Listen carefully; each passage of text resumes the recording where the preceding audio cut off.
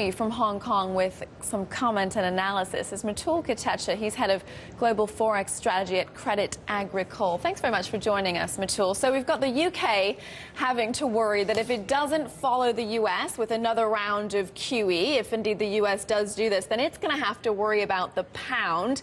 You have Japan intervening already, Thailand talking about intervention, China won't budge. Is this a currency war, or at least the rumblings ahead of a full-blown war? Yeah, I think you're absolutely right when you put it that way. Clearly, it is developing into some sort of currency war. When you think about current wars, you talk about missiles and explosions and casualties. I think the missiles and explosions are more verbal at this point in time, and we're seeing comments from China regarding the US and Europe putting pressure on yuan policy and vice versa. And in terms of the casualty is the US dollar. Clearly, the dollar is weakening significantly, putting pressure on various central banks to intervene. In Asia, the bottom line is central banks have been intervening for months. Japan have kept the ball rolling, but they haven't really started it, and this is an ongoing theme.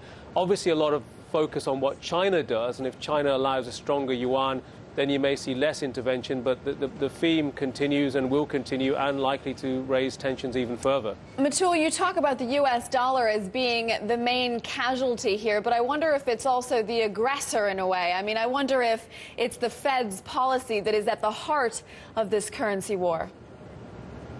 It's a good point. I think I guess I wouldn't say inadvertent. I guess the Fed are quite happy with a weaker dollar, but in a time when inflation is pretty benign in the US, core inflation continues to drift lower, I don't think the Fed or the US Treasury are particularly concerned about further dollar weakness. So, yes, more QE is the cause of this weakness in the dollar, and I think they're probably happy with that because it helps the economy. And yes, when you say casualty, it's couched in a way because a weaker dollar is good for the US economy, so I wouldn't really say it's a casualty.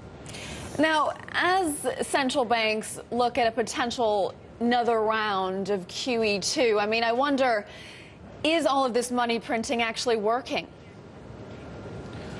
Well, it's debatable. I think the reality is you can keep on printing money, you can keep on injecting liquidity and buying various assets. It will, to some extent, help keep long-term rates low, which is a desire. But unless the velocity or the circulation of money starts to pick up, it's unlikely that you will see such a big impact. So at some point, you have to argue that printing more money may not do the trick. And at a time when you have austerity measures across Europe, the ECB is moving in the opposite direction to the Fed to some extent, and printing money may not do the trick completely. So I think you may see other measures that are necessary to spur economic growth. So, Mitul, what would do the trick? Very quickly, what are your thoughts on perhaps more government stimulus packages and perhaps a pullback in the austerity measures that we're seeing in Europe?